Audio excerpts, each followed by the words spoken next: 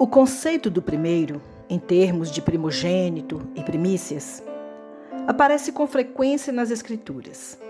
Como ocidentais, tendemos a pensar apenas literalmente em ser os primeiros em termos de ser o primeiro filho, ou animal nascido, ou início da colheita da safra.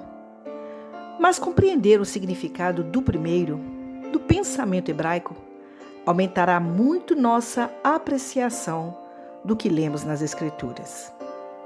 Nos tempos bíblicos, a primeira porção de cada safra era considerada intrinsecamente sagrada e separada para Deus. Na verdade, até que as primeiras safras fossem oferecidas a Deus, todo o campo era considerado sagrado e nada dele podia ser comido. Isso está em Levítico, capítulo 23, versículo 14. A ideia de que as colheitas da terra são sagradas até que uma oferta seja feita ainda é praticada hoje entre alguns africanos tradicionais. Nessas culturas agrárias, a fertilidade dos animais e a capacidade de cultivar safras são essenciais para a sobrevivência e devem-se ao favor de Deus. Nos tempos bíblicos, o mesmo se aplicava aos animais.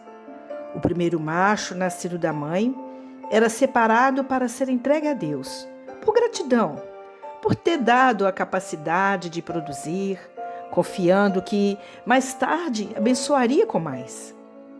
Os primeiros produtos, animais e da terra, portanto, eram considerados grandes bênçãos as ofertas, mais especiais a serem devolvidas a Deus.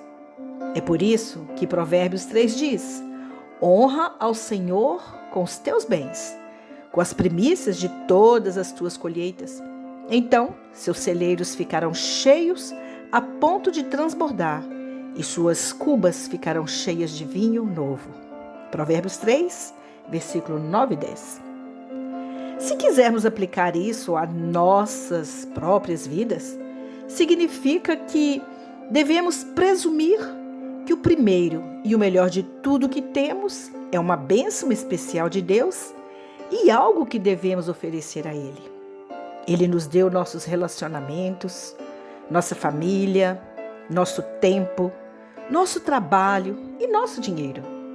Devolvemos-lhes o melhor ou damos-lhes os últimos frutos do nosso tempo, do nosso esforço e do nosso dinheiro? O filho primogênito de uma família também tinha grande honra e status, e geralmente recebia uma porção dobrada da herança, a menos que o pai decidisse que outro filho teria preferência. Deus também reivindicou o filho primogênito de cada família como seu, porque ele teria sido o filho mais valorizado, o herdeiro e sucessor da família.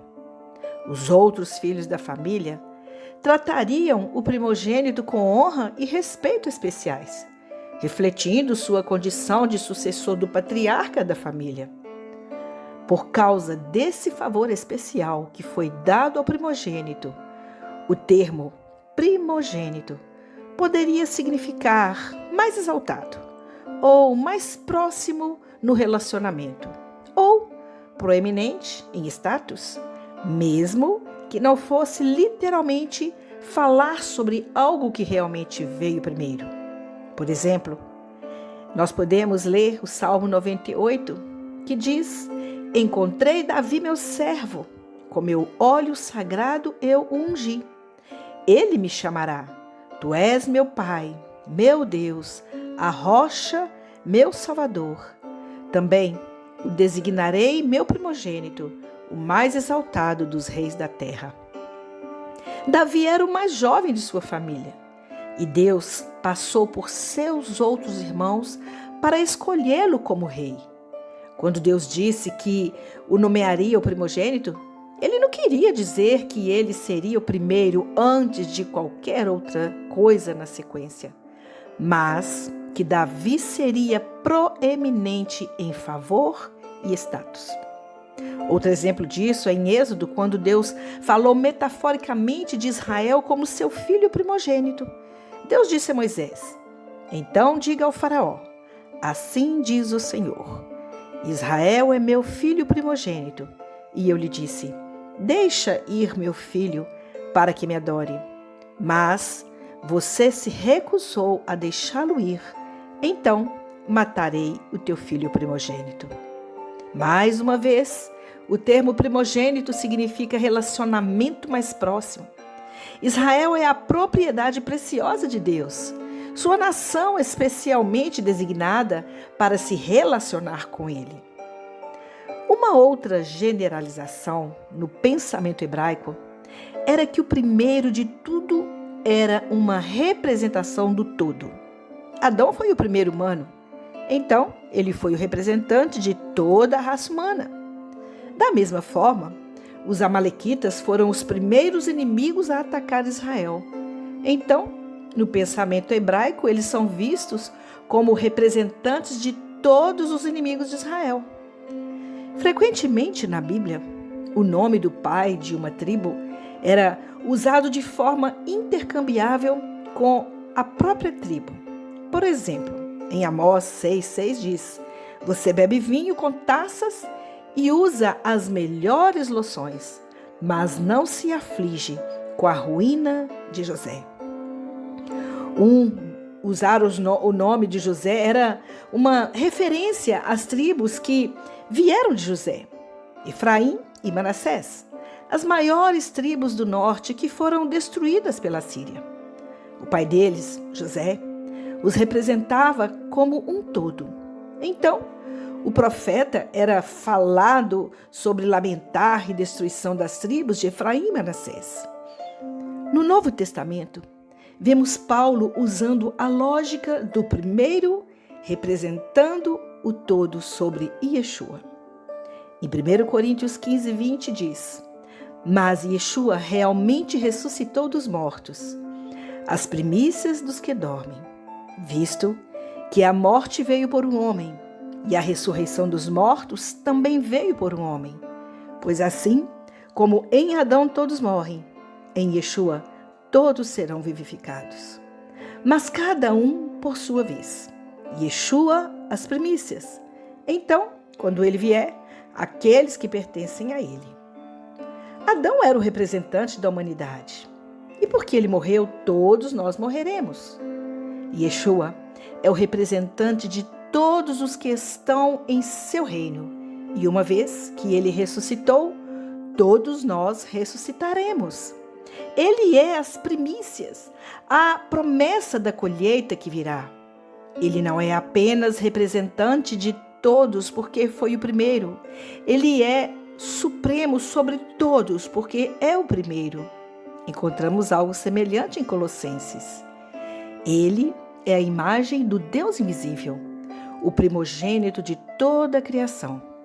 Pois por ele todas as coisas foram criadas, as coisas nos céus e na terra, visíveis e invisíveis, sejam tronos, sejam potestades, sejam governantes, sejam autoridades, todas as coisas foram criadas por ele e para ele. Ele é antes de todas as coisas, e todas as coisas subsistem nele. E ele é a cabeça do corpo, a igreja. Ele é o princípio e o primogênito dentre os mortos, para que, em tudo, tenha supremacia. Ouvir essa passagem com ouvidos hebraicos nos dá uma visão clara desta passagem. Visto que Yeshua é coeterno com o Pai, falar dele como primogênito sugere que ele é uma coisa criada, não totalmente Deus. Pensar nele como primogênito, em termos de ser da maior honra e mais próximo de Deus, faz mais sentido. Ele é o primogênito dentre os mortos, uma promessa de que todos os que fazem parte de seu reino ressuscitarão. Ele não é apenas representante de todo o seu reino, mas também é altamente exaltado sobre todas as coisas, digno de honra e glória, como o Filho primogênito de Deus. Baruch Hashem, Que o eterno nosso Deus nos abençoe com essa palavra. Querido Deus, mediante a tudo que nós ouvimos, só nos resta, Senhor, oferecer nossas vidas como uma oferta de louvor e gratidão ao Teu santo nome. Tu és um Deus maravilhoso e merece honra, glória e majestade. Pai, que nós possamos ter essa sensibilidade de oferecer ao Senhor sempre aquilo que é primeiro em nossas vidas. A prioridade do tempo, a prioridade das nossas finanças, a prioridade das nossas vidas. Que nós sejamos sensíveis a quem o Senhor é e a quem nós pertencemos. Que nós possamos fazer parte desse reino e assim entregar ao Senhor o melhor de nossas vidas, todos os dias, a cada momento. Que seja o Senhor priorizado em nossos corações. Nos ajuda, Pai. Nos ajuda a sermos fiéis a Ti e nos dê a Tua bênção, pois nós precisamos do Teu favor sobre nossas vidas para que sejamos movidos pelo poder do Espírito Santo e assim fazer jus da Tua palavra em nós. Eu oro, eu Te agradeço, em nome de Yeshua Messias. Amém.